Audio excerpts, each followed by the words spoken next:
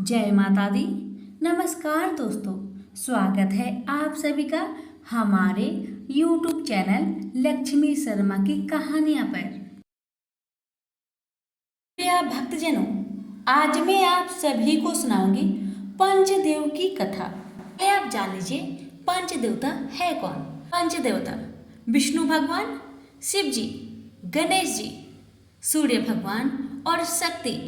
सूर्य, गणेश, देवी, रुद्र और विष्णु, ये 5 देव सब कामों में पूजने योग्य है। जो श्रद्धा विश्वास के साथ इनकी आराधना करते हैं वे कभी हीन नहीं होते। उनकी यश, पुण्य और प्रतिष्ठा की प्राप्ति होती है।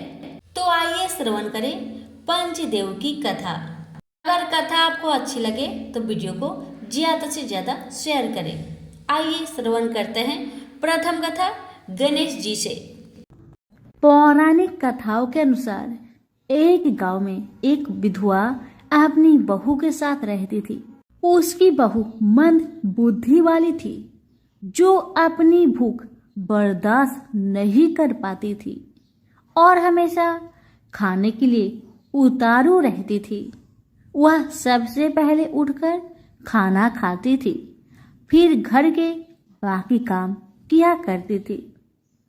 एक दिन विधवा ने अपने घर में पूजा करवाने का सोचा, लेकिन वह थोड़ी परेशान थी क्योंकि उसकी बहू अगली सुबह उठते ही खाने के लिए दौड़ेगी और पूजा के लिए बनाए गए पकवान को जूठा कर देगी। अपनी बहू को पूजा के लिए बनाए गए पकवान से दूर रखने के लिए विधवा ने एक तरीका निकाला। पूजा वाले दिन उसने एक मटका लिया और उसके नीचे एक छेद कर दिया और अपनी बहू से बोली कि आज तू पूजा है, इसलिए खाना खाने से पहले पानी भर के ले आओ। बहू भी चालाक निकली। उसने देख लिया था कि विधवा ने मटके के नीचे छेद कर दिया है, इसलिए वह अपनी साड़ी में आटा बांधकर पनघट पर चली गई। वहां उसने आटा निकाला और कुएं के पानी के मदद से बाटियां बनाने लग गई। कुएं के पास ही एक शमशान था जहां चीता जलाई जा रही थी। बहू ने उसकी आंच में अपनी बाटियां सेक ली। उसकी बाटियां सूखी थी तो वह पास में ही गणेश भगवान का एक मंदिर था। बहू वहां पर चली गई जहां गणेश जी को किसी ने चोला चढ़ाया हुआ था। उसने देखा कि गणेश जी की तोंद पर घी लगा हुआ है। उसने उस घी को अपनी बाटी पर लगा लिया और उसका भोग गणेश जी को लगाकर वह बाटी खा ली और बहू घर वापस चली आई। बहू की इस हरकत पर गणेश जी को बहुत गुस्सा आया और उन्होंने गुस्से में अपने नाक पर उंगली चढ़ा लिया। जब गांव वाले ने देखा कि गणेश जी ने अपने नाक के ऊपर उंगली चढ़ा लिया है तो उन्हें मनाने के लिए बहुत जद्दोजहद किया गया, लेकिन गणेश जी ने अपनी उंगली वापस नहीं उतारी। जब यह बात राजा को पता चली तो राजा ने बड़े बड़े पंडितों और ज्योतिषों को बुलवाया और हवन करवाया, लेकिन गणेश जी फिर भी नहीं माने। सब बहुत चिंतित थे। राजा ने पूरे गांव में यह ऐलान करवा दिया कि जो भी इंसान गणेश जी की नाक पर से उंगली हटाने में सफल होगा उसे इनाम के तौर पर 5 गांव दिया जाएगा। गांव के सभी लोग गणेश जी को मनाने आए, लेकिन गणेश जी किसी से भी न माने और अपनी उंगली नाक पर चढ़ाए रखे। अंत में विधवा की बहू बोली कि अगर सब उसे आज्ञा दे तो वह गणेश जी की उंगली हटा सकती है। उसकी बात सुनकर उसकी विधवा सासू माँ हंसने लगी और बोली कि जब बड़े बड़े विद्वान कुछ नहीं कर पाए तो वह कैसे गणेश जी को मना पाएगी। तब किसी ने बोला कि जब सब लोगों को मौका मिला तो उसे भी एक मौका मिलना चाहिए। फिर सभी लोग बहू को एक मौका देने के लिए मान गए। लेकिन बहू ने एक शर्त रखी। उसने कहा कि उसके घर से लेकर मंदिर तक पर्दा बांध दी जाए। सब लोगों ने सोचा कि इतना तो हो ही चुका है, तो पर्दा बांधने में क्या जाता है। बहू के कहे अनुसार उसके घर से लेकर मंदिर तक पर्दा लगाया गया। बहू ने अपना दिमाग लगाया और वह अपने साड़ी की आंचल में मोगली छिपाकर मंदिर चली गई। अब बहू ने मंदिर में जाकर गणेश जी से बोला कि मैंने आपके तोंद से जरा सा घी क्या ले लिया, आपने अपने नाक पर उंगली चढ़ा ली। अब आप नाक पर से उंगली हटाइए या दो एक मोगड़ी की, अभी आपके टुकड़े टुकड़े हो जाएंगे। बहू की यह चेतावनी सुनकर गणेश जी थोड़ा डर गए और उन्होंने सोचा कि यह तो पूरी पागल है, कहीं सच में यह मुझे मोगड़ी न मार दे। अब तो गणेश जी ने बिना सोचे समझे अपनी नाक पर से उंगली हटा ली, जिसे देखकर गांव वाले बहुत खुश हो गए और बहू का जय जयकार करने लगे। राजा के ऐलान के मुताबिक बहू को 5 गांव इनाम में दिए गए।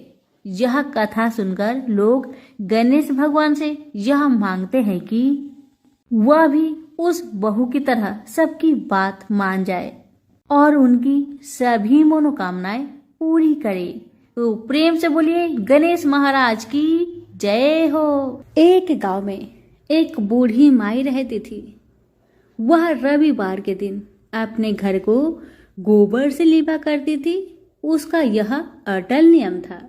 बुढ़िया माई रविवार के दिन भर निराहार व्रत रहकर शाम को अन्न निर्मित खाद्य तथा फल भगवान सूर्य देव को अर्पित करती तथा उस प्रसाद को सूर्य अस्त होने से पहले ही ग्रहण कर लेती। इसी नियम से प्रत्येक रविवार को पूजन करने के कारण थोड़े ही दिनों में बूढ़ी माई का घर धन धान्य से भरने लगा। उस बुढ़िया का आर्थिक दशा में प्रगति देखकर उसकी एक पड़ोसन उससे जलने लगी। उसकी पड़ोसिन अपने मन में सोचने लगी कि मेरी गाय की गोबर से लिपने पोतने के कारण ही बुढ़िया माई इतनी धनवान बन रही है। रोशन के मन में आया कि अब बुढ़िया को अपने गाय का गोबर गलती से भी लेने नहीं दूंगी। इसी कारण से वह पड़ोसन अपनी गाय को घर के भीतर बांधना शुरू कर दी, जिस कारण से बूढ़ी माई को गोबर मिलना बंद हो गया। बेचारी बुढ़िया अब तो दूसरे रविवार के दिन अपना घर को गोबर से न लिप सकी, इसलिए बड़ी असुविधा हुई। अपने नियम में बाधा पड़ने के कारण वह बुढ़िया बहुत उदास हो गई। मानसिक चिंता के कारण बुढ़िया उस दिन भगवान सूर्य देव को कुछ भी अर्पित ना कर सकी और न तो स्वयं ही प्रसाद रूप में कुछ ग्रहण किया।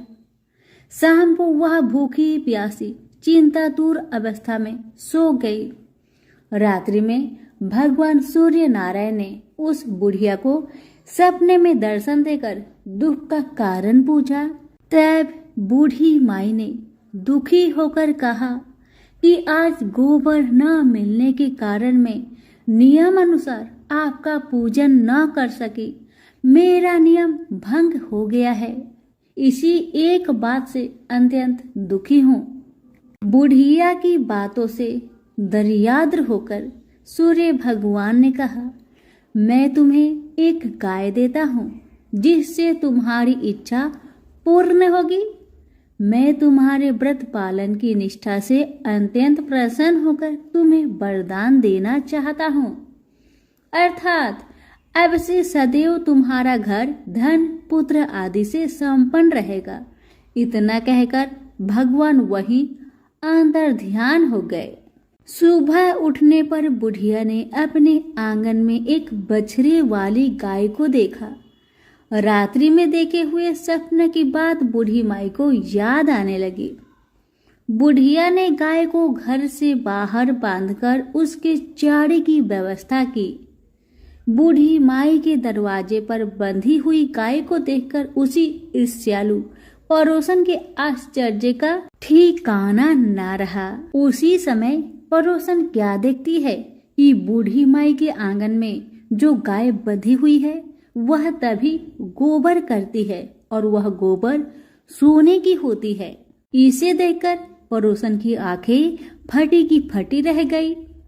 अब तो बूढ़ी माई के पड़ोसन ने उस सोने की गोबर के स्थान पर अपनी गाय का स्वाभाविक गोबर रखकर उसे उठा लिया, परंतु बूढ़ी माई को पड़ोसन की इस कपट चरण का भेद न जान सकी। बूढ़ी माई के इस अज्ञानता पर भगवान सूर्य देव ने विचार किया, मेरी गाय से इस बुढ़िया का उपकार नहीं हो रहा है।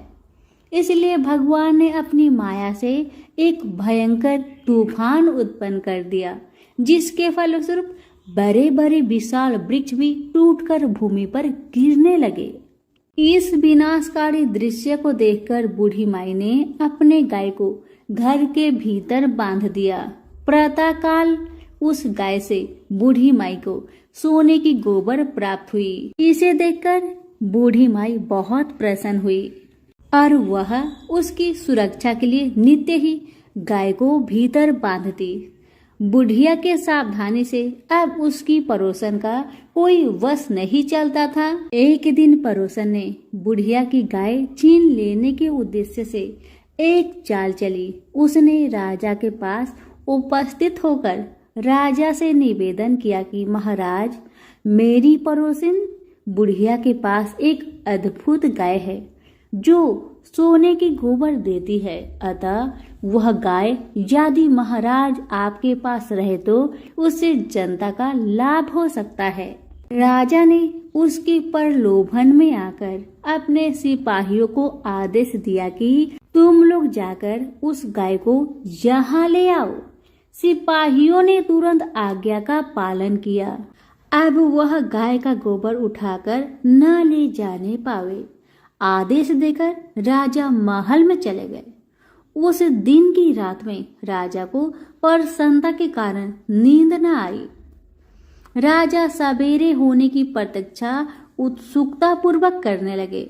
सुबह गाय के पास जाकर देखा, वहां स्वाभाविक गोबर के अतिरिक्त कुछ न था। राजा की क्रोध अग्नि भड़क उठी। उन्होंने बूढ़ी माई को बुलवाया और राजा ने उस बुढ़िया से पूछा, क्या तुम्हारी गाय सोने का गोबर देती है? इस बात की सूचना पर मैंने तुम्हारी गाय मंगवाई थी, फिर क्या कारण है कि गाय वैसा गोबर न दे सकी? बूढ़ी माई ने उत्तर दिया, महाराज, गाय के गोबर से घर लिपना मेरा नित्य नियम का काम है। मैं दिन भर व्रत रहकर सायंकाल भगवान सूर्य को नैवेद्य अर्पित कर उस प्रसाद को ग्रहण करती हूँ। मेरे पास जब अपनी गाय न थी तो मैं पड़ोसन के गोबर से घर लिपती थी। देवयोग से गोबर के अभाव में एक दिन में अपने नियम का पालन न कर सकी। उसी दिन में रात्रि में भूखी ही सो गई। रात्रि में भगवान ने स्वप्न देकर मुझे यह गाय प्रदान की है। मेरी ईर्ष्यालु पड़ोसन ने आपको सूचना देकर मेरी गाय मुझसे छिनवा ली है। गाय के संबंध में बस मैं इतना ही जानती हूँ। बुढ़िया की बातों से संतुष्ट होकर राजा ने कहा, बूढ़ी माँ, मुझे क्षमा करो, मैं अज्ञानता बस तुम्हारी गाय मंगवा ली है। अब मैं तुम्हारी गाय तुम्हारे घर भेज देता हूँ। इस कार्य के निमित्त तुम्हारी पड़ोसन अपराधिनी है और उसे इसका दंड मिलना चाहिए। अपनी गाय वापस पाकर बुढ़िया प्रसन्न होकर अपने घर को चली गई। इसके बाद राजा ने उसकी अपराधीन पड़ोसन को बुलाकर उसे उचित दंड दिया। उस दिन राजा ने अपने नगर में घोषणा करवा दी कि रविवार के दिन सभी नगरवासी दिन भर व्रत रहकर सूर्य देव का पूजन करें। राजा स्वयं भी रविवार व्रत के नियम का पालन करने लगा। व्रत के प्रभाव से राजा दिग्विजय करता हुआ अपने राज्य का विस्तार करने लगा। व्रत करने पर सूर्य भगवान प्रसन्न होकर उसे धन धान्य से, समृद्धि और संपूर्ण रोगों से मुक्त कर देते हैं। इस व्रत के प्रभाव से अंधे और कुष्ठी मनुष्य को विशेष लाभ होता है। हे सूर्य भगवान, जैसे आपने उस बूढ़ी माई पर अपनी कृपा बरसाई, वैसे ही आपकी कथा कहने वाले, हुक्कारे भरने वाले सभी पर अपनी कृपा बनाए रखे। तो प्रेम से बोलिए सूर्य नारायण की जय हो। अमरपुर नगर में एक धनी व्यापारी रहता था। दूर दूर तक उसका व्यापार फैला हुआ था। नगर में उस व्यापारी का सभी लोग मान सम्मान करते थे। इतना सब कुछ होने पर भी वह व्यापारी अंतर मन से बहुत दुखी रहता था, क्योंकि उस व्यापारी का कोई भी पुत्र नहीं था। दिन रात उसे एक ही चिंता सताती रहती थी, उसकी मृत्यु के बाद उसके इतने बड़े व्यापार और धन संपत्ति को कौन संभालेगा। पुत्र पाने की इच्छा से वह व्यापारी प्रति सोमवार भगवान शिव की व्रत पूजा किया करता था। सायंकाल को व्यापारी शिव मंदिर में जाकर भगवान शिव के सामने घी का दीपक जलाया करता था। उस व्यापारी की भक्ति देखकर एक दिन माता पार्वती ने भगवान शिव से कहा, हे प्राणनाथ, यह व्यापारी आपका सच्चा भक्त है। कितने दिनों से यह सोमवार का व्रत और पूजा नियमित कर रहा है। भगवान, आप इस व्यापारी की मनोकामना को अवश्य पूर्ण करें। भगवान शिव ने मुस्कुराते हुए कहा, हे पार्वती, इस संसार में सबको उसके कर्म के अनुसार फल की प्राप्ति होती है। प्राणी जैसा कर्म करते हैं उन्हें वैसा ही फल की प्राप्ति होती है। इसके बावजूद पार्वती जी नहीं मानी। उन्होंने भगवान से आग्रह किया कि नहीं प्राणनाथ, आपको इस व्यापारी की इच्छा को पूरी करना होगा। यह आपका अनन्य भक्त है, प्रति सोमवार आपका विधिवत व्रत रखता है और पूजा अर्चना के बाद आपको भोग लगाकर एक समय भोजन ग्रहण करता है। आपको इसे पुत्र प्राप्ति का वरदान देना ही पड़ेगा। पार्वती का इतना आग्रह देखकर भगवान शिव ने कहा, ठीक है पार्वती जी, आपके आग्रह पर मैं इस व्यापारी को पुत्र प्राप्ति का वरदान देता हूँ, लेकिन इसका पुत्र 16 वर्ष से अधिक जीवित नहीं रहेगा। उसी रात भगवान शिव ने स्वप्न में उस व्यापारी को दर्शन दिए और उसे पुत्र प्राप्ति का वरदान भी दिया और उसके पुत्र के 16 वर्ष तक जीवित रहने की बात भी बताई। भगवान के वरदान से व्यापारी को खुशी तो हुई, लेकिन पुत्र की अल्प आयु की चिंता ने उस खुशी को नष्ट कर दिया। व्यापारी पहले की तरह सोमवार का विधिवत व्रत करता रहा। कुछ महीने पश्चात उसके घर अति सुंदर पुत्र उत्पन्न हुआ। पुत्र जन्म से व्यापारी के घर में खुशियां भर गई। बहुत धूमधाम से पुत्र जन्म का समारोह मनाया गया। व्यापारी को पुत्र जन्म की अधिक खुशी नहीं हुई, क्योंकि उसे पुत्र की अल्प आयु के रहस्य के बारे में पता था। यह रहस्य घर में किसी को मालूम नहीं था। विद्वान ब्राह्मणों ने उस पुत्र का नाम अमर रखा। जब अमर 12 वर्ष का हुआ तो शिक्षा के लिए उसे बनारसी भेजने का निश्चय हुआ। व्यापारी ने अमर के मामा दीपचंद को बुलवाया और कहा कि अमर को शिक्षा प्राप्त करने के लिए बनारसी छोड़ आओ। अमर अपने मामा के साथ शिक्षा प्राप्त करने के लिए चल दिया। रास्ते में जहां भी अमर और प्रेमचंद रात्रि विश्राम करने के लिए ठहरते, वहीं यज्ञ करते और ब्राह्मणों को भोजन कराते थे। लंबी यात्रा के बाद अमर और दीपचंद एक नगर में पहुंचे। उस नगर के राजा की कन्या के विवाह की खुशी में पूरे नगर को सजाया गया था। निश्चित समय पर बारात आ गई, लेकिन वर का पिता अपने बेटे के एक आंख से काने होने के कारण बहुत चिंतित था। उसे इस बात का भय सता रहा था कि राजा को इस बात का पता चलने पर कहीं वह विवाह से इनकार न कर दे, इससे उसकी बहुत बदनामी होगी। वर के पिता ने अमर को देखा तो उसके दिमाग में एक विचार आया। उसने सोचा क्यों ना इस लड़के को दुल्हा बना दिया जाए और राजकुमारी से विवाह करा दिया जाए। विवाह के बाद इसको धन देकर विदा कर देंगे और राजकुमारी को अपने नगर में ले जाएंगे। वर के पिता ने इस संबंध में अमर और दीपचंद से बात की। दीपचंद ने धन मिलने के लालच में वर के पिता की बात स्वीकार कर ली। अमर को दुल्हा के वस्त्र पहनाकर राजकुमारी चंद्रिका से विवाह करा दिया गया। राजा ने बहुत सा धन देकर राजकुमारी को विदा किया। अमर जब लौट रहा था तो सच छिपा नहीं सका और उसने राजकुमारी की ओढ़नी पर लिख दिया, राजकुमारी चंद्रिका, तुम्हारा विवाह तो मेरे साथ हुआ था। मैं तो बनारसी में शिक्षा प्राप्त करने जा रहा हूँ। अब तुम्हें जिस नव युवक की पत्नी बनना पड़ेगा वह कान्हा है। जब राजकुमारी ने अपनी ओढ़नी पर लिखा हुआ पढ़ा तो उसने काने लड़के के साथ जाने से इनकार कर दिया। राजा ने सब बातें जानकर राजकुमारी को महल में रख लिया। उधर अमर अपने मामा दीपचंद के साथ बनारसी पहुंच गया। अमर ने गुरुकुल में पढ़ना शुरू कर दिया। जब अमर की आयु 16 वर्ष पूरी हुई तो उसने एक यज्ञ किया।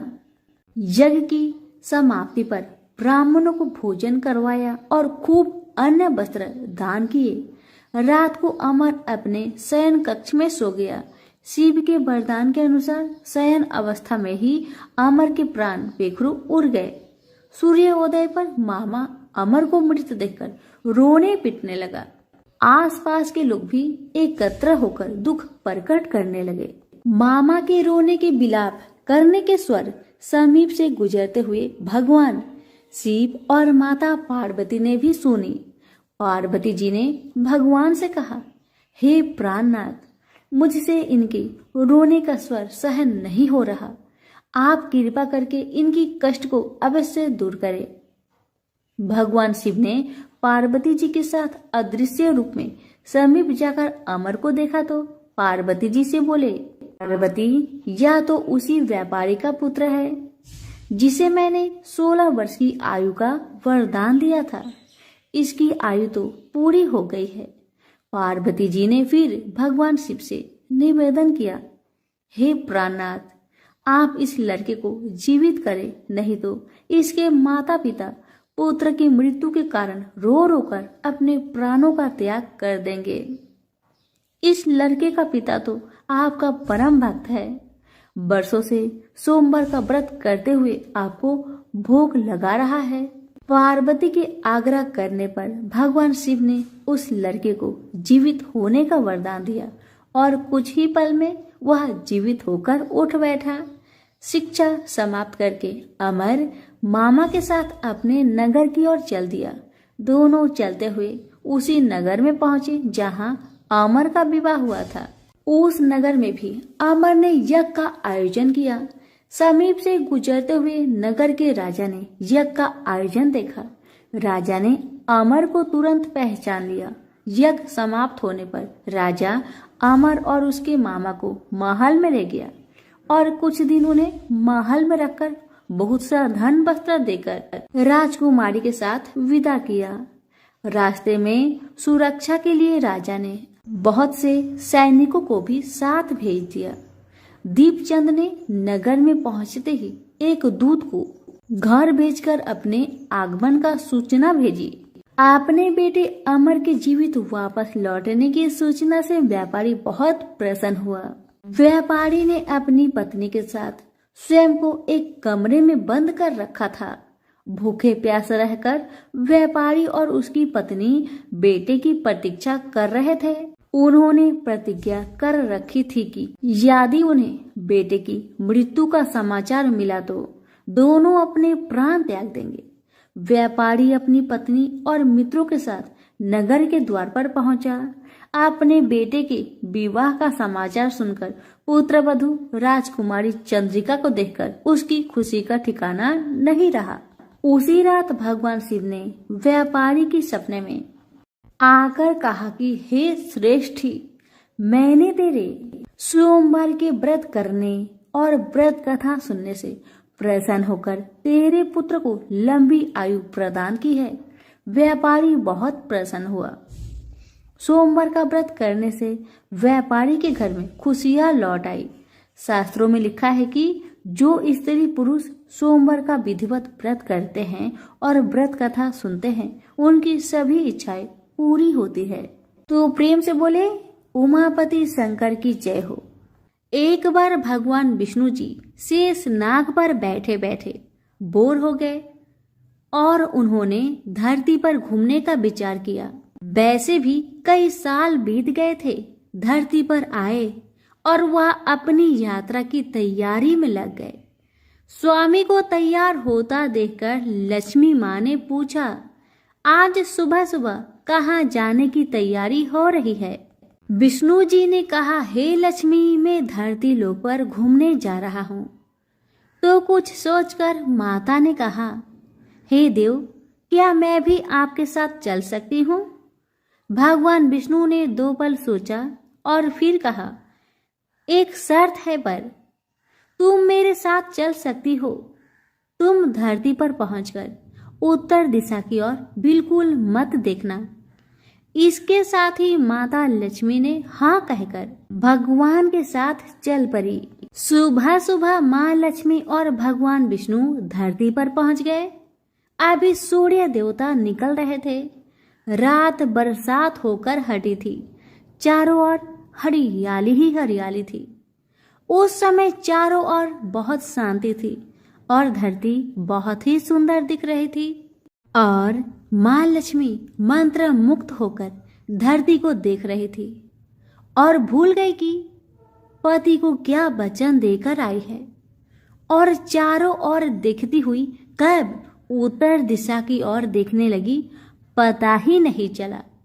उत्तर दिशा में माँ लक्ष्मी को एक बहुत ही सुंदर बगीचा नजर आया और उस तरफ से भीनी भीनी खुशबू आ रही थी और बहुत ही सुंदर सुंदर फूल खिले थे। यह एक फूलों का खेत था और माँ लक्ष्मी बिना सोचे उस खेत में गई और एक सुंदर सा फूल तोड़ लाई। लेकिन यह क्या, जब माँ लक्ष्मी भगवान विष्णु के पास वापिस आई तो भगवान विष्णु की आंखों में आंसू थे और भगवान विष्णु ने माँ लक्ष्मी को कहा कि कभी भी किसी से बिना पूछे उसका कुछ भी नहीं लेना चाहिए और साथ ही अपना वचन भी याद दिलाया। माँ लक्ष्मी को अपनी भूल का पता चला तो उन्होंने भगवान से इस भूल की माफी मांगी। तो भगवान विष्णु ने कहा कि जो तुमने भूल की है उसकी सजा तो तुम्हें जरूर मिलेगी। जिस माली के खेत से तुम बिना पूछे फूल तोड़ा है वह एक प्रकार की चोरी है। इसलिए अब 3 साल तक माली के घर नौकर बनकर रहो। उसके बाद मैं तुम्हें बैकुंठ वापस बुलाऊंगा। माँ लक्ष्मी ने चुपचाप सर झुकाकर हाँ कह दी और फिर माँ लक्ष्मी एक गरीब औरत का रूप धारण करके उस खेत के मालिक के घर गई। घर क्या, एक झोपड़ा था और मालिक का नाम माधव था। माधव की बीबी, 2 बेटे और 3 बेटियां थी। सभी उस छोटे से खेत में काम करके किसी तरह से गुजारा करते थे। माँ लक्ष्मी जब एक साधारण और गरीब औरत बनकर जब माधव के झोपड़े पर गई तो माधव ने पूछा, बहन तुम कौन हो और इस समय तुम्हें क्या चाहिए? तब माँ लक्ष्मी ने कहा, मैं एक गरीब औरत हूँ मेरी देखभाल करने वाला कोई नहीं। मैंने कई दिनों से खाना भी नहीं खाया। मुझे कोई भी काम दे दो, साथ में मैं तुम्हारे घर का काम भी कर दिया करूंगी। बस मुझे अपने घर में एक कोने में आसरा दे दो। माधव बहुत ही अच्छे दिल का मालिक था। उसे दया आ गई, लेकिन उसने कहा, बहन, मैं तो बहुत गरीब हूँ। मेरी कमाई से मेरे घर का खर्च मुश्किल से चलता है, लेकिन अगर मेरी 3 की जगह 4 बेटियां होती तो अभी मुझे गुजारा करना ही था। अगर तुम मेरी बेटी बनकर जैसा रूखा सूखा हम खाते हैं उसमें खुश रह सकती हो तो बेटी बनकर अंदर आ जाओ। माधव ने माँ लक्ष्मी को अपने झोपड़े में शरण दे दी और माँ लक्ष्मी 3 साल तक उस माधव के घर पर नौकर बनकर रही। जिस दिन माँ लक्ष्मी माधव के घर आई थी, उससे दूसरे दिन ही माधव को इतनी आमदनी हुई। फूलों की कमाई से ही शाम को एक गाय खरीद ली। धीरे धीरे माधव ने काफी जमीन खरीद ली और सब ने अच्छे अच्छे कपड़े भी बनवा लिए और फिर एक बड़ा पक्का का घर भी बना लिया। बेटियों और बीबी ने गहने भी बनवा लिए और अब मकान भी बहुत बड़ा बनवा लिया था। माधव हमेशा सोचता था कि मुझे ये सब इस महिला के आने के बाद ही मिल रहा है। इस बेटी के रूप में मेरी किस्मत आ गई है। माँ लक्ष्मी को आते हुए 2 से 5 साल बीत गए थे, लेकिन माँ लक्ष्मी अब भी घर में और खेतों में काम करती थी। एक दिन माधव जब अपने खेतों से काम खत्म करके घर आया तो उसने अपने घर के सामने द्वार पर एक देवी स्वरूप गहनों से लदी एक औरत को देखा। ध्यान से देखकर पहचान गया, अरे यह तो मेरी मुंह बोली चौथी बेटी यानी वही औरत है। और पहचान गया कि यह तो माँ लक्ष्मी है। अब तक माधव का पूरा परिवार बाहर आ गया था और सब हैरान होकर माँ लक्ष्मी को देख रहे थे। माधव बोला, माँ हमें माफ कर, हमने तेरे से अनजाने में ही घर और खेत में काम करवाया है। माँ यह कैसा अपराध हो गया। हे माँ हम सबको माफ कर दे। अब माँ लक्ष्मी मुस्कुराई और बोली, माधव तुम बहुत ही अच्छे और दयालु व्यक्ति हो। तुमने मुझे अपनी बेटी की तरह रखा। इसके बदले में मैं तुम्हें वरदान देना चाहती हूँ कि तुम्हारे पास कभी भी खुशियाँ की और धन की कमी नहीं रहेगी। तुम्हें सारे सुख मिलेंगे जिसके तुम हकदार हो। और फिर माँ अपने स्वामी के दोबारा भेजे रथ में बैठकर बैकुंठ चली गई। तो प्रेम से बोलिए लक्ष्मी नारायण की जय हो। प्राचीन काल में धरती पर दुर्गम नाम का एक दैत्य निवास करता था। वह बड़ा दुर्दांत और अत्याचारी था। बल भी उसके शरीर में अपरिमित था। वह जब जोर से हंसता था तो उसके मुख से अग्नि की चिंगारियां निकलती थी। दुर्गम ऋषि मुनियों और संतों पर अपना अधिकार स्थापित करना चाहता था। उन्हें अपने संकेत पर चलाना चाहता था, पर प्रयत्न करने पर भी उसकी यह इच्छा पूरी नहीं हो पाती थी। कारण यह था कि ऋषि मुनियों के पास वेदों का ज्ञान था, सिद्धियां थी। दुर्गम जब भी आक्रमण करता था वह उनकी सिद्धियों और शक्तियों से पराजित हो जाता था। उसने सोचा कि जब तक ऋषियों मुनियों के पास वैद रहेंगे वह उन पर आधिपत्य स्थापित नहीं कर सकेगा। किसी प्रकार उनसे वैद छीन लेने चाहिए। यह सोचकर वह वेद प्राप्त करने के लिए ब्रह्मा जी की तपस्या करने लगा। तप करते करते 100 वर्ष बीत गए। उसकी कठिन तपस्या को देखकर ऋषि मुनि भयभीत हो उठे। वेदों के पंडित कांपने लगे। उन्होंने एक साथ मिलकर दुर्गम के तप को भंग करने का बड़ा प्रयत्न किया, पर दुर्गम हिमालय की तरह अपने स्थान पर अडिग बना रहा। दुर्गम ने अविचलित रूप से 1000 वर्षों तक तप किया। आखिर ब्रह्मा जी का आसन हिला। उन्होंने प्रकट होकर दुर्गम से कहा, वत्स, मैं तुम्हारी तपस्या से प्रसन्न हूँ, बोलो तुम्हें क्या चाहिए। दुर्गम ने ब्रह्मा जी को प्रणाम करते हुए कहा, भगवान, यदि आप मेरी तपस्या से प्रसन्न हैं तो मुझे वेद चाहिए। ब्रह्मा जी वरदान देकर चले गए। वेद दुर्गम के पास आ गए। ऋषि मुनि वेद ज्ञान से वंचित हो गए। उनकी सिद्धियां और शक्तियां लुप्त हो गई। यज्ञ बंद हो गए।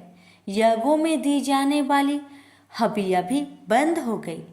हबियों से परिपुष्ट होने वाले देवता निर्बल हो गए। दुर्गम ने देवलोक पर आक्रमण करके सहज ही उसे अपने अधिकार में ले लिया। देवता देवलोक छोड़कर भाग गए। उधर धरती पर पानी न बरसने के कारण अकाल पड़ गया। मनुष्य, पशु, पंछी सभी जल और अन्न के अभाव में भूखे मरने लगे। चारों ओर हाहाकार मच गया। भूख से व्याकुल प्रजा राजा के द्वार पर पहुंची, पर राजा के भंडार में भी अन्न का नाम तक नहीं था। राजा दुखी प्रजाजनों के साथ ऋषियों के पास गया।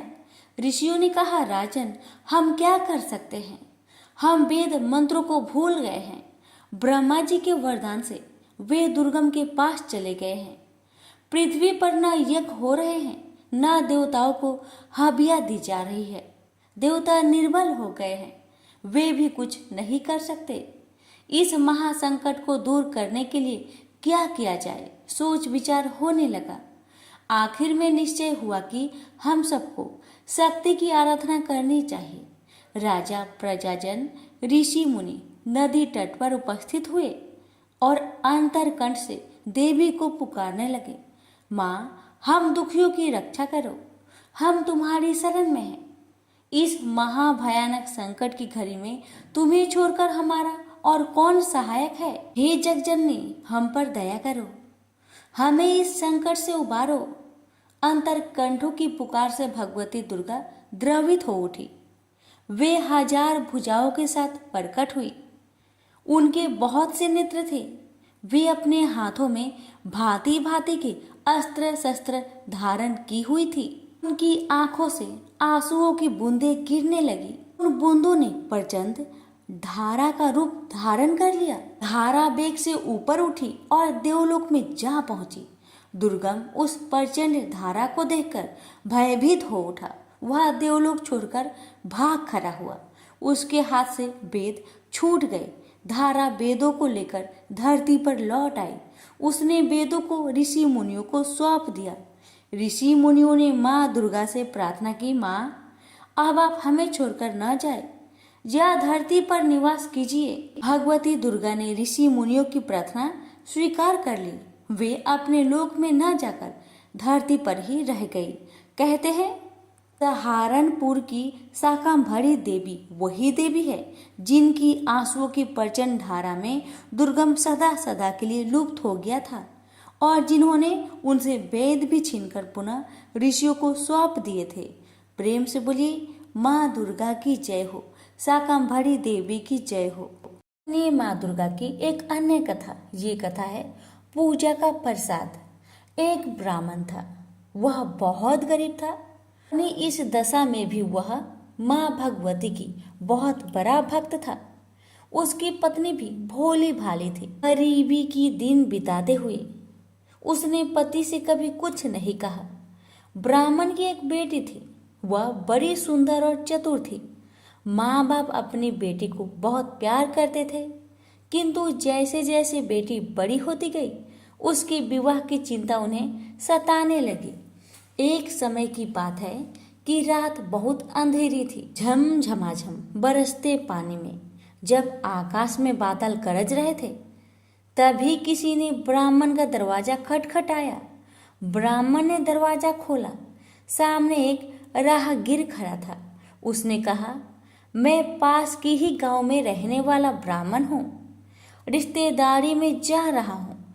रास्ते में दिन ढल गया है, बरसात शुरू हो गई है, बड़ी कठिनाई से यहाँ तक आ सका हूँ। ब्राह्मण ने कहा, अतिथि के रूप में आप मेरे लिए पूज्य हैं, घर में जो कुछ रूखा सूखा है उसे खाकर संतोष करे। अतिथि ब्राह्मण सत्कार से बहुत प्रसन्न हुआ। बातों बातों में उसे ब्राह्मण की गरीबी और बेटी के विवाह की चिंता की भनक पड़ गई। उसने ब्राह्मण से कहा, आप चिंता ना करें, मेरे गांव में ब्राह्मण का ही एक सुशील लड़का है। मैं आपकी बेटी के हाथ पीले करवाने की जिम्मेदारी उठाता हूँ। दूसरे दिन वह ब्राह्मण चला गया। उसी के प्रयत्न से ब्राह्मण की पुत्री का विवाह हो गया। मगर एक इच्छा और रह गई। माँ दुर्गा देवी की पूजा हो जाती और घर पर 2-4 ब्राह्मण भोजन कर लेते तो कितना अच्छा होता। ब्राह्मण बोला, मेरे मन में भी यह बात थी। विवाह के बाद बेटी को भी नहीं भुला पाए। माँ दुर्गा की पूजा के बहाने उसे भी बुला लेते।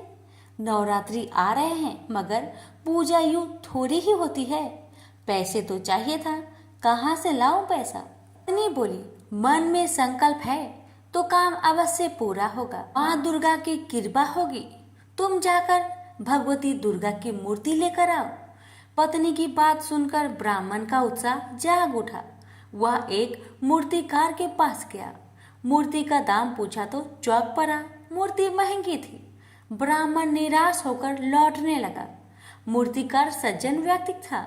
वह ब्राह्मण की व्यवस्था तार गया। बोला, निराश ना हो, लाओ, तुम्हारे पास जितने पैसे हो मुझे दे दो और मूर्ति ले जाओ। ब्राह्मण सुनकर सोच में पड़ गया। जेब टटोली, उसमें केवल 1 रुपया था, जबकि मूर्ति 10 रुपए की थी। परंतु मूर्तिकार ने उससे 1 रुपए में ही दुर्गा माता की मूर्ति दे दी। घर आकर पत्नी को दुर्गा की मूर्ति दिखाई, लेकिन उस समय पत्नी बीमार थी। ब्राह्मण अकेले ही तैयारी में जुट गया। पत्नी ने कहा, पूजा शुरू होने से पहले बेटी को ससुराल से लेकर आ जाना। ब्राह्मण तुरंत अपनी बेटी को लेने चल दिया। ब्राह्मण अपनी बेटी के ससुराल पहुंचा। बहू के पिता को खाली हाथ देखा तो उसकी सास भड़क गई और बहू को नहीं भेजा। अपनी गरीबी पर ब्राह्मण को आज पहली बार बहुत दुख हुआ। वह गांव के बाहर आया। एक पेड़ के नीचे बैठकर देर तक रोता रहा। तभी उनके कानों में आवाज आई, पिताजी चलिए, मैं आ गई। बड़ी मुश्किल से सास ने भेजा है। ब्राह्मण ने आंखें उठाकर देखा, उसकी लड़की सामने थी। घर आकर ब्राह्मण, ब्राह्मणी और उसकी बेटी ने बड़ी श्रद्धा से देवी की पूजा की। किसी तरह जुगाड़ करके देवी के प्रसाद लिए, कुछ फल और दूसरी सामग्री जुटा ली। परंतु समस्या थी कि इतने कम प्रसाद से काम कैसे चलेगा। ब्राह्मण की बेटी ने कहा, पिताजी आप चिंता ना करें, जिसे चाहे बुला लीजिए। देवी का प्रसाद मैं स्वयं अपने हाथों से बांटूंगी। धड़कते दिल से ब्राह्मण ने आस पड़ोस के लोगों को बुला लिया। पूजा की समाप्ति पर लड़की ने प्रसाद बांटा। ब्राह्मण और उसकी पत्नी देखकर आश्चर्यचकित रह गई कि प्रसाद कम नहीं हुआ, बल्कि प्रसाद पर्याप्त मात्रा में बच रहा था। दूसरे दिन ब्राह्मण सवेरे उठा, नहा धोकर देवी की पूजा में रखे जल के घड़े की ओर चला। वह उसे ले जाकर देवी की मूर्ति के साथ नदी में विसर्जन करना चाहता था। जैसे ही ब्राह्मण घड़े के पास आया, उसने देखा कि उसकी लड़की घड़े से पानी लेकर पी रही है। यह देखकर ब्राह्मण क्रोध से बोला, तूने पूजा का जल ही अपवित्र कर दिया।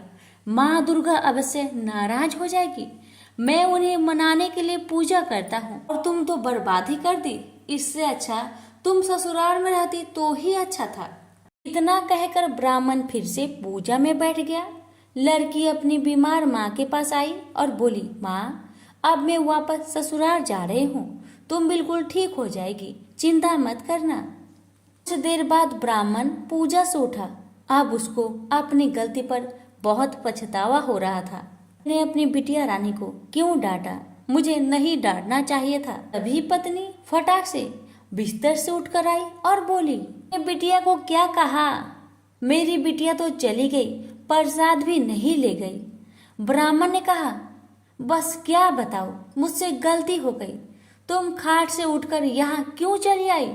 जाकर आराम करो, तुम्हारा तबीयत खराब है ना? पत्नी बोली, नहीं, मैं अब बिल्कुल ठीक हूँ। देखो, मेरा बुखार भी नहीं है और मुझे कमजोरी भी नहीं लग रही है। तुम प्रसाद के कुछ फल ले जाओ और मेरी बेटी के ससुराल में देकर आओ। पत्नी की बात सुनकर ब्राह्मण देवी की पूजा का फल लेकर तुरंत घर से निकल गया और बेटी के ससुराल में पहुंचा। बेटी से जाकर कहा, अरे तुम नाराज होकर चली आई, तुम प्रसाद भी लेकर नहीं आई। बेटी, माँ बाप से कोई इस तरह नाराज नहीं होता है। पिता की बात सुनकर बेटी ने कहा, पिताजी, मैं तो यही थी, आपके साथ गई ही नहीं। लड़की बोली। अब ब्राह्मण का सर चकरा गया। ब्राह्मण ने सारी बात अपनी बेटी को बताई। यह सुनकर सभी चकित रह गए थे। ब्राह्मण बोला, वह और कोई नहीं, माँ दुर्गा ही थी। माँ ने अपने घड़े का जल स्वयं ही पी लिया था, अपनी पूजा का फल स्वयं ही खाए। मैं तो धन्य हो गया।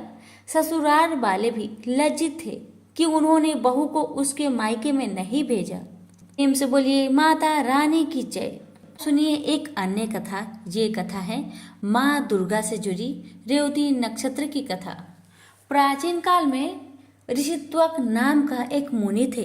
उनकी बुद्धि बड़ी विलक्षण थी। उनके यहाँ समयानुसार पुत्र उत्सव हुआ। रेवती का चौथा चरण गंडात होता है, उसी में उस बालक की उत्पत्ति हुई।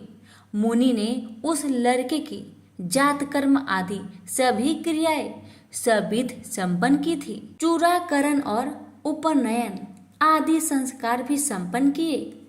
महात्मा ऋतुवाक के यहाँ जब से उस पुत्र का जन्म हुआ, तभी से वे रोग और शोक से चिंतित रहने लगे। क्रोध और लोभ उन्हें सदा घेरे रहते थे। माता की भी यही स्थिति हो गई। उसे निरंतर अनेक रोग सताने लगे। वह उदास होकर चिंता में डूबी रहती थी। वह लड़का भी उद्दंड हो गया। तब मुनि अत्यंत चिंतित होकर सोचने लगे, कौन सा ऐसा कारण है जिससे मेरा यह पुत्र महान दुष्ट हो गया है। यह सोचकर वे गर्ग जी के पास गए और उनसे पूछा, भगवान, आप ज्योतिष शास्त्र आचार्य हैं, मेरे पुत्र के दुराचारी होने का क्या कारण है। गर्ग जी बोले, मुने, पुत्र के दुष्चरित्र होने में न तुम कारण हो और न माता तथा न कुल ही। रेवती का अंतिम चरण गंडात होता है, यही कारण है। क्योंकि मुने, वही निंदित बेला तुम्हारे इस पुत्र के जन्म समय में बीत रही थी। अतएव तुम्हें दुखी करना इसका स्वभाव बन गया, दूसरा कोई भी कारण नहीं है। तुम उस दुख को दूर करने के लिए भगवती दुर्गा की आराधना करो।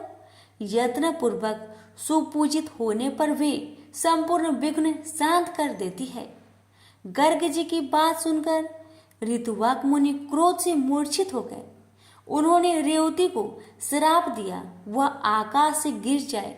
उस समय नक्षत्र मंडल चमक रहा था, उधर सबके नेत्र लगे हुए थे। इतने में ही मुनि के श्राप से रेवती नक्षत्र आकाश से टूटकर उदगिरी पर आ पड़ा। रेवती के गिरने से वह पर्वत रेवतरु नाम से प्रसिद्ध हो गया। तब से उस पर्वत की शोभा और भी अधिक बढ़ गई। यो रेवती को श्राप देने के पश्चात मुनिवर ऋतुवाक गर्ग जी के कथानुसार भगवती दुर्गा की आराधना करके सुख और सौभाग्य से संपन्न हो गए। रेवती नक्षत्र का जो तेज पर्वत पर गिरा, उससे एक कन्या उत्पन्न हो गई। जगत में अनुपम सुंदरी होकर वह दूसरी लक्ष्मी की भांति शोभा पाने लगी। रेवती के तेज से प्रकट होने वाली उस कन्या पर मुझ ऋषि की दृष्टि पड़ी। उसे देखकर वे प्रसन्न हो गए और उसका नाम रेवती रख दिया। महर्षि परमुज का आश्रम कुमुदगिरी पर था। उस कन्या को वे अपने स्थान ले आए और पुत्री की भांति धर्म पूर्वक उसके पालन पोषण की व्यवस्था कर दी। जब कुछ समय बाद वह सुंदर कन्या युवती हो गई, तब उसे देखकर कौन इसके योग्य वर होगा, ये मुनि विचार करने लगे। बहुत खोजबीन करने पर भी उस कन्या के अनुरूप वर पाने में उन्हें सफलता न मिल सकी। तब वे अग्निशाल में जाकर अग्निदेव की उपासना करने लगे। अग्निदेव प्रसन्न हुए और कन्या के वर के विषय में मुनि से बोले, मुने, सदा धर्म में तत्पर रहने वाले पराक्रमी, सूरवीर, प्रिय भाषी तथा युद्ध में पीछे न हटने वाले राजा दुर्दम इसके पति होंगे। अग्निदेव की बात सुनकर मुनि प्रसन्न हुए। उसी समय संयोगवश राजा दुर्गम शिकार खेलने के बहाने परमुच ऋषि के आश्रम में आए। जब वह आश्रम के भीतर गए तब उन्हें मुनि दिखाई न पड़े, अतः उन्होंने उस कन्या रेवती को बुलाया और संबोधित करके पूछा, प्रिय, महाभाग महर्षि कहाँ है? मैं उनके चरणों के दर्शन करना चाहता हूँ। कन्या बोली, महाराज, मुनिवर अभी अभी निकलकर अग्निशाला में गए हैं। कन्या की बात सुनकर राजा दुर्दम अग्निशाला के द्वार पर पहुंच गए। वे राजोचित वेशभूषा में थे। नम्रता से उनका मस्तक झुका हुआ था। उन पर मुनि की दृष्टि पड़ी। तब राजा ने मुनि को प्रणाम किया। मुनि ने अपने एक शिष्य से कहा, गौतम, अर्घ्य उपस्थित करो। ये राजा अर्घ्य पाने के अधिकारी है, क्योंकि बहुत दिनों में इनका आगमन हुआ है। और खास बात तो यह है कि यह हमारे जमाता है। यह कहकर मुनि ने उन्हें अर्घ्य दिया और राजा ने उसे स्वीकार भी कर लिया। राजा दुर्दम अर्घ्य आदि के पश्चात आसन पर विराजमान हुए। मुनि ने आशीर्वाद देकर उन्हें संतुष्ट किया और कुशल पूछी। कहा, राजन, तुम्हारी सेना खजाना, त्रिमंडली, भृत्य वर्ग, मंत्री वर्ग, देश, नगर और स्वयं आत्मा में किसी प्रकार की अशांति तो नहीं है? तुम्हारी पत्नी की तो कुशल पूछनी ही नहीं है, क्योंकि वह तो मेरे यहाँ ही ठहरी हुई है। इसी से मैंने उसका समाचार नहीं पूछा। राजा ने कहा, भगवान, आपकी कृपा से सर्वत्र कुशल है, पर मुझे यह बहुत आश्चर्य हो रहा है कि आपने मुझे जमाता कहा है। अतः मेरी कौन सी पत्नी आपके यहाँ है? मुनि बोले, राजन, जो जगत में आदित्य सुंदरी है वह रेवती नाम की तुम्हारी पत्नी यहाँ है। वह किसी प्रकार तुम्हारी भर्व हुई, यह रहस्य तुम नहीं जानते। राजा ने कहा, प्रभु की सुभद्रा आदि भार्याएं घर पर है, उन्हीं को मैं जानता हूँ। रेवती के संबंध में तो मैं कुछ भी नहीं जानता। मुनि बोले, राजन, तुमने अभी जिसे प्रिय शब्द से संबोधित किया है वही तुम्हारी प्रेयसी भार्या है। एक क्षण भी तो नहीं हुआ तुम इसे भूल गए। राजा ने कहा, मुने, आप जो कह रहे हैं वह ठीक है। मैंने वैसे ही प्रिय शब्द कहकर बुलाया। में मेरी कोई भी कुतिजत भावना नहीं थी। इस संबंध में आप मुझ पर अप्रसन्न न हो। मुनि बोले, राजन, तुम ठीक कहते हो। तुम्हारे मन में कोई बुरा विचार नहीं है। तो अग्निदेव की प्रेरणा से तुम्हें ऐसे शब्द का उच्चारण करना पड़ा। इस कन्या के पति कौन होंगे? यह बात अभी मैंने अग्निदेव से पूछी थी। उन्होंने कहा है, राजा दुर्दम कन्या के स्वामी होंगे। इसे कोई नहीं टाल सकता। इसलिए राजन, मैं यह कन्या तुम्हारी सेवा में समर्पित करता हूँ। इसे स्वीकार करो। तुमने इसे प्रिय शब्द से संबोधित किया था। विषय में तो कुछ विचार ही नहीं करना चाहिए। मुनि की बात सुनकर राजा चुप हो गए। अब मुनि उनके विवाह की विधि संपन्न करने की व्यवस्था करने लगे। पानी ग्रहण संस्कार करने के यत्न में संलग्न मुनि को देखकर कन्या ने कहा, पिताजी, उचित तो यह है कि आप मेरा विवाह रेवती नक्षत्र में ही करने की कृपा करें। मुनि बोले, बत्से, अनेकों विवाहिक नक्षत्र है, फिर रेवती नक्षत्र में ही क्यों विवाह करें? रेवती तो इस समय नक्षत्र मंडल में है भी नहीं। कन्या ने कहा, रेवती से भिन्न नक्षत्र मेरा विवाह संस्कार सुमोचित न होगा। अतएव मैं आपसे प्रार्थना करती हूँ, इस नक्षत्र में ही मेरी विवाहिक रस्में संपन्न करने की कृपा करें। मुनि बोले, बहुत समय पहले ऋतुवाक मुनि ने रेवती को नक्षत्र मंडल से नीचे गिरा दिया था। अब वहां स्थान नहीं रहा है। फिर उसी नक्षत्र में विवाह करने के लिए तुम क्यों जोर दे रही हो? कन्या बोली, क्या केवल ऋतुवाक मुनि ने ही तपस्या की है? मन, वाणी अथवा कर्म से ऐसी तपस्या करने की क्या आप में योग्यता नहीं है? आप तो जगत की रचना करने में समर्थ हैं। मैं आपका तपोबल खूब जानती हूँ। अतः आप रेवती को नक्षत्र मंडल में पुनः स्थापित करके उसी नक्षत्र में मेरा विवाह कीजिए। मुनि बोले, तुम्हारा कल्याण हो, तुम जैसा कहती हो ऐसा ही होगा। मैं तुम्हारे लिए आज ही रेवती नक्षत्र को शुभ मार्ग में स्थित करके उसी नक्षत्र में तुम्हारा विवाह संस्कार संपन्न करूंगा। यह कहकर मुनि ने अपनी तपस्या के प्रभाव से उसी समय रेवती को नक्षत्र मंडल में पूर्ववत स्थापित कर दिया। फिर उसी नक्षत्र में वैवाहिक विधि के अनुसार मुनि ने राजा दुर्दम को वह रेवती नामक कन्या सौंप दी। विवाह कर देने के पश्चात मुनि ने राजा से कहा, वीर, तुम्हें क्या पाने की इच्छा है, कहो, उसे मैं पूर्ण करने को उद्धत हूँ। राजा बोले, मुनिवर, मैं स्वयं भू मनु का वंशक हूँ। आपकी कृपा से मुझे मनवंतर का आदि शास्त्र पुत्र प्राप्त हो, यह मेरी अभिलाषा है। मुनि ने कहा, राजन, यदि तुम्हारी इच्छा ऐसी है तो भगवती दुर्गा की आराधना करो, तब मनवंतर का स्वामी पुत्र तुम्हें अवश्य प्राप्त होगा। श्रीमद् देवी भगवत 5वां पुराण है। उसकी 5 आवृत्तियां श्रवण करने से तुम अपने मन के अनुसार पुत्र प्राप्त कर लोगे। इस रेवती के गर्भ से 5वां यानी रेवत नाम मनु उत्पन्न होगा। मुनि की यो कहने पर राजा ने उनके चरणों में मस्तक झुकाया और अपनी पत्नी को साथ लेकर वे अपने नगर को चले गए और राजगद्दी पर बैठकर उन्होंने शासन आरंभ कर दिया। एक बार महात्मा लोमश जी राजभवन में पधारे। राजा ने प्रणाम करके उनका स्वागत सत्कार किया और हाथ जोड़कर कहा, मुने, आप सर्वसमर्थ है, मुझे पुत्र पाने की इच्छा है, अतः आप श्रीमद् देवी भगवत नाम का पुराण सुनाने की कृपा कीजिए। राजा की बात सुनकर लोमश जी बड़े प्रसन्न हुए और बोले, राजन, तुम धन्य हो, तभी तो त्रिलोक जननी भगवती दुर्गा में तुम्हारी ऐसी भक्ति जागृत हो गई है। जो भगवती जगदम्बिका देवता, दानव और मनुष्य की परम आराध्य है, उनमें जब तुम्हारी भक्ति हो गई तब फिर तुम्हारा कार्य सिद्ध होने में क्या संदेह है। अतएव मैं तुम्हें देवी भगवत पुराण अवश्य सुनाऊंगा। उसके श्रवण मात्र से कोई भी पदार्थ पाने की इच्छा शेष नहीं रहती। यह कहकर लोमश जी ने शुभ मुहूर्त में कथा आरंभ कर दी। समय व्यतीत होने पर भगवती की कृपा से रानी को लोक का कल्याण करने वाला गर्भ ठहर गया।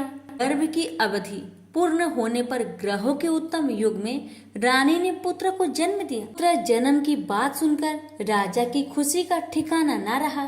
फिर रेवत नाम से विख्यात वह बालक संपूर्ण क्रियाओं का परगामी, धर्मात्मा, धर्म का प्रवचन एवं अनुष्ठान करने वाला, परम पराक्रमी तथा अस्त्र बेताओं में सर्वश्रेष्ठ निकला।